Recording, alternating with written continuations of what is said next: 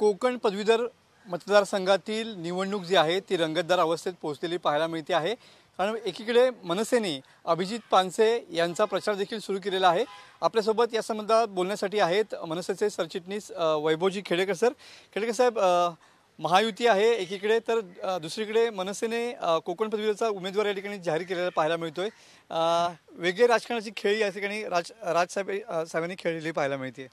बघा, राजसाहेब ठाकरे हे निर्मळ मनाचे आहेत आणि स्वच्छ मार्गाने जाणारे आहेत।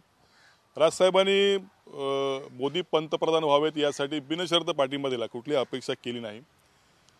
आता त्यानंतर ह्या कोकण पदवीधर मतदारसंघाच्या निवडणुकीमध्ये पक्ष म्हणून या ठिकाणी अभिजितजी पानसे यांना उमेदवारी त्यांनी दिलेली आहे आणि भाजपाने देखील आपला उमेदवार निरंजन डावखरेंच्या माध्यमातून उभा केलेला आहे असं दिसतंय। अधिकृत त्याची घोषणा व्हायची आहे, परंतु राजसाहेबांनी दिलेला आदेश हा आम्ही मानून या ठिकाणी त्यांचं काम सुरू केलेलं आहे। एकंदर अनेक उमेदवार उभे राहतील, परंतु या मतदारसंघाला बदल हवा आहे। जे माझ्यासारखे पदवीधर लोक आहेत त्यांच्या समस्या विधान भवनामध्ये मांडण्यासाठी एक सक्षम उमेदवार हवा आहे। तो मला वाटतं अभिजित पानसे यांच्यासारखा शिक्षणातला गाढा अभ्यासक असलेला आणि प्रशासनावरती पकड असलेला एक रसिक मनाचा एक चित्रपट क्षेत्रामध्ये काम करणारा माणूस त्यांनी दिलेला आहे।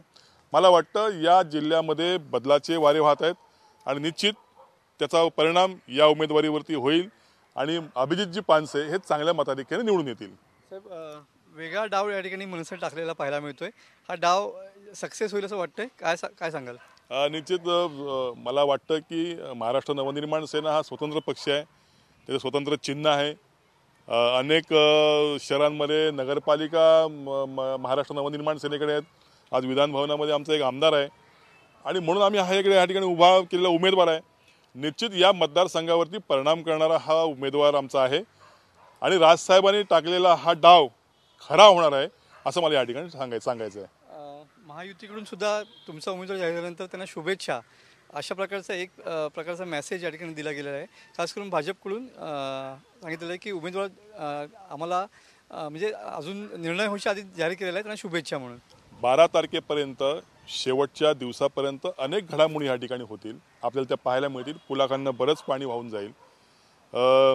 जसं भाजपाने आम्हाला शुभेच्छा दिलेल्या आहेत तसं आम्ही देखील महाराष्ट्र नवनिर्माण सेना म्हणून त्यांना शुभेच्छा देतोय, कारण गेल्या निवडणुकीमध्ये आम्ही त्यांना मदत केली होती। आता त्यांची जबाबदारी आहे की त्यांनी आम्हाला मदत करावी, त्यांना आम्ही बिनशर्त पाठिंबा दिलेला आहे, त्यांनी आम्हाला ह्या निवडणुकी मदत करावी, अशी दोस्ती त्यांनी निभावावी असं आम्हाला ह्या ठिकाणी वाटतं। ही दोस्ती चिरकाळ टिकवायची असेल, पुढपर्यंत जायचं असेल तर निश्चित हातात हात घालून गेलं पाहिजे आणि या उमेदवारीच्या बाबतीमध्ये त्यांनी निर्णय घ्यावा किंवा निर्णय करावा। सन्माननीय राजसाहेब ठाकरे या संदर्भात योग्य पावलांनी जात आहेत असं मला वाटतं आणि त्यांचा आदेश मानून आम्ही ह्या कोकणामध्ये काम करतो आहे। नक्कीच कोकण पदवीधर मतदारसंघामध्ये मनसेचा विजय नक्की असेल असाच दावा या ठिकाणी वैभव खेडेकर यांनी व्यक्त केलेला पाहायला मिळतोय। कॅमेरामन समित गजनेसह मी मनोज लेले, TV9 मराठी, रत्नागिरी।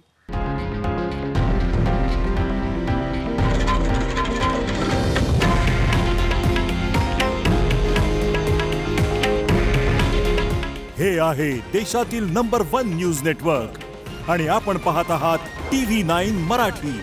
काळजी तुमची, हित महाराष्ट्राचं।